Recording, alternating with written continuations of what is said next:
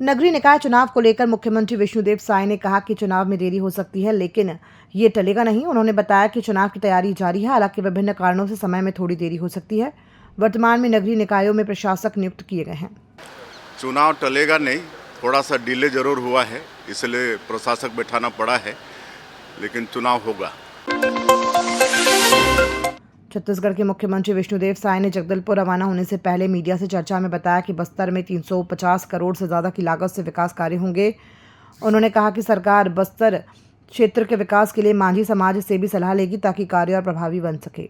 आज जगदलपुर जा रहे हैं, वहाँ 350 करोड़ से ज़्यादा कामों के लोकार्पण और भूमि पूजन का कार्यक्रम वहाँ पर है, और एक निजी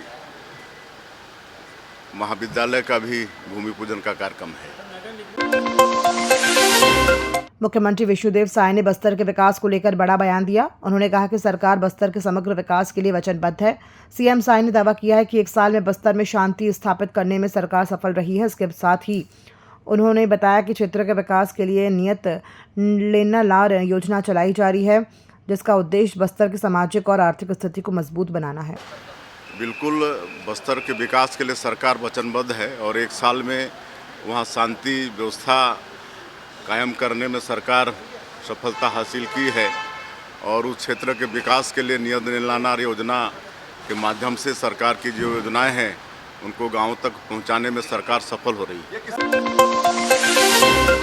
पखांजूर परतापुर कोलीबेड़ा मार्ग स्थित दंतेश्वरी माता मंदिर में बीएसएफ द्वारा भंडारे का आयोजन किया गया। इस मौके पर बीएसएफ के 47वीं बटालियन के इंस्पेक्टर वेद प्रकाश मौजूद रहे। भंडारे में स्कूली बच्चों, राहगीरों और स्थानीय लोगों ने प्रसाद ग्रहण किया। यह आयोजन परतापुर क्षेत्र में बीएसएफ की सकारात्मक भूमिका को दर्शाता है, जहां एक समय लाल आतंक का बोलबाला था, लेकिन अब यहां लोग भयमुक्त वातावरण में जीवन यापन कर रहे हैं। पूर्व मुख्यमंत्री भूपेश बघेल ने ईडी के एक आवासी लखमा के खिलाफ ट्वीट पर प्रतिक्रिया दी। उन्होंने कहा कि एजेंसियां केवल लोगों को बदनाम करती हैं। पूरे देश में यही हो रहा है। अभी तक चालान पेश नहीं किया गया तो साक्ष्य कैसे सामने आएगा। बघेल ने ईडी से साक्ष्य के बारे में स्पष्टता की मांग की।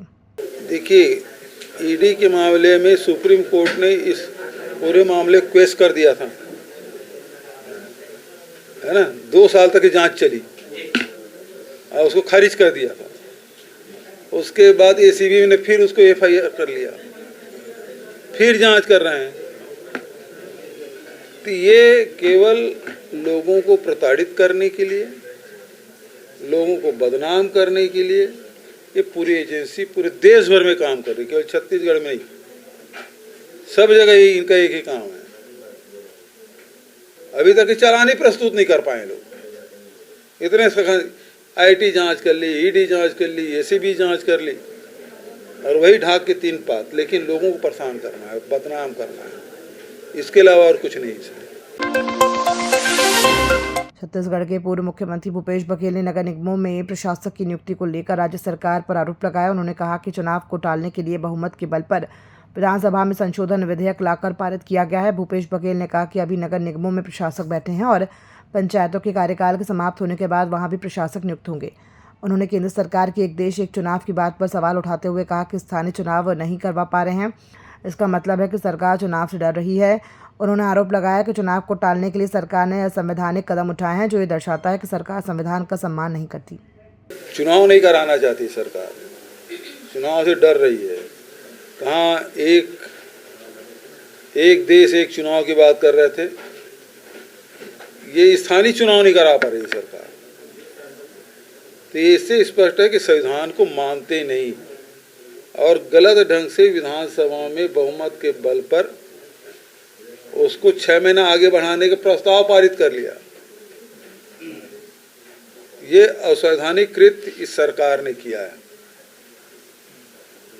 जो मूल अधिनियम है उसके भावना के विपरीत जाके इन्होंने प्रस्ताव पारित किया है, और अब प्रशासक बिठा रहे हैं। 1 महीने बाद पंचायतों का भी कार्यकाल समाप्त हो जाएगा, वहां भी पंचायत सचिव लोग बैठेंगे, वहां भी प्रशासक बैठेगा। पूर्व मुख्यमंत्री भूपेश बघेल ने राज्य सरकार पर सहायक शिक्षकों के साथ छल करने का आरोप लगाया। उन्होंने कहा कि सरकार ने 33,000 शिक्षकों की भर्ती रोक दी है और दी हुई नौकरी भी छीन रही है। बघेल ने कहा कि नए साल में सरकार ने 30 शिक्षकों को जेल भेज दिया और उनका जीवन अंधकारमय कर दिया। उन्होंने इसे देश में एकमात्र सरकार बताया जो मिली हुई नौकरी छीन रही है। इस सरकार ने युवाओं के साथ जो छल किया है वो बेहद गंभीर है।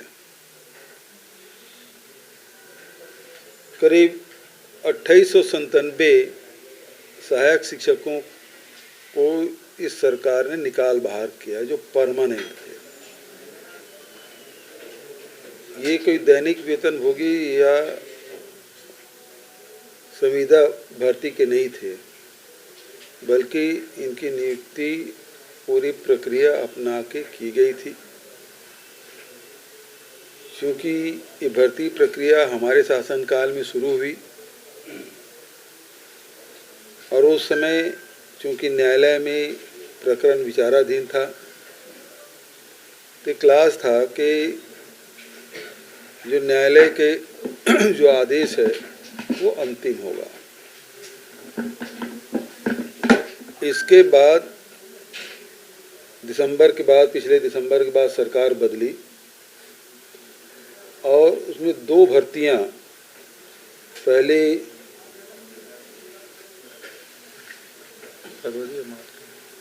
9 फरवरी 2024 और 7 मार्च 2024 इनके शासनकाल में नियुक्ति हुई। 2 नियुक्ति हमारे शासनकाल में, 2 नियुक्ति इनके शासनकाल में।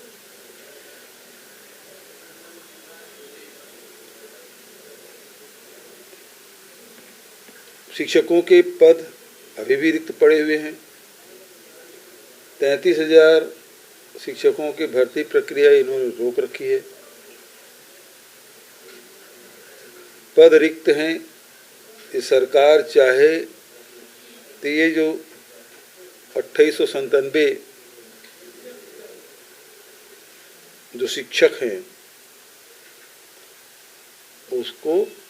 उसकी नौकरी को बचा सकते थे, लेकिन ये सरकार नौकरी तो दे नहीं रही है, जो नौकरी मिली हुई है उससे छीनने का काम कर रही है। और ये अधिकांश बच्चे 70% जो शिक्षक हैं वो आदिवासी अंचलों से आते हैं, खासकर बस्तर और सरगुजा से। ये अनुसूचित जनजाति के ही शिक्षक हैं।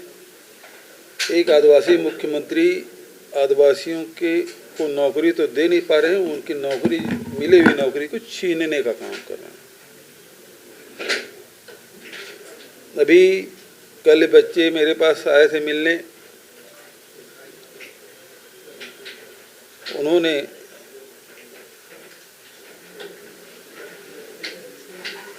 नौ वर्ष में ही टर्मिनेशन के आदेश लेकर गए थे। नए वर्ष वैसे भी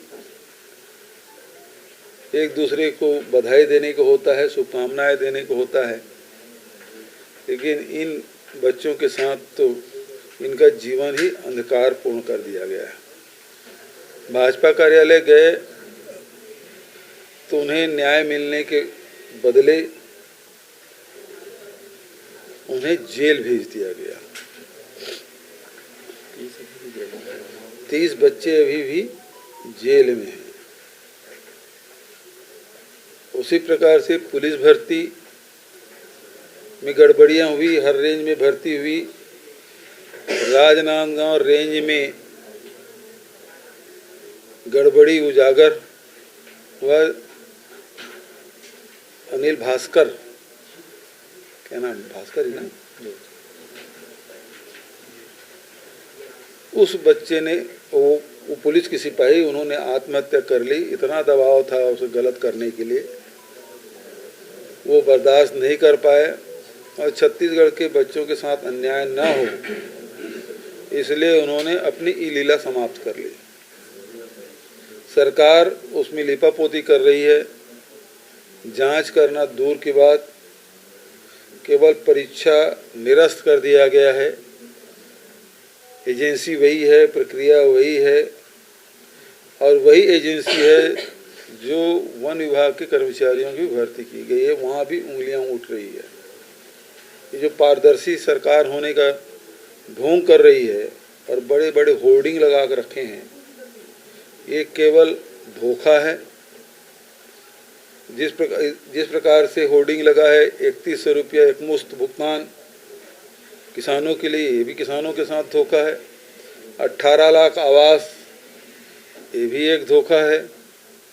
और जो भर्ती प्रक्रिया है उसमें निष्पक्षता होने के जो विज्ञापन के बोर्ड लगे हुए हैं, वो भी एक धोखा है। और मिली हुई नौकरी को छीनने का काम अकेले हिंदुस्तान में ये सरकार कर रही है। नौकरी मिलती नहीं, मिल गई उसे छीनने का काम, और दोषारोपण कर रहे हैं कि हमारे शासनकाल में। भाई तुम्हारे शासनकाल में तो हुआ। न्यायालय ने बार बार पूछा कि इनको रखा जा सकता है, आप क्या करने वाले हैं, लेकिन एजी चुप्पी साध ली। इसका मतलब एजी मतलब सरकार के प्रतिनिधि। सरकार अभी भी चाहे तो इन 2897 बच्चों की नौकरी सुरक्षित रखी जा सकती है। ये विष्णुदेव जी क्षीर सागर में शेषनाग में शयन कर रहे हैं, जागें और बच्चों के भविष्य को सुरक्षित करें।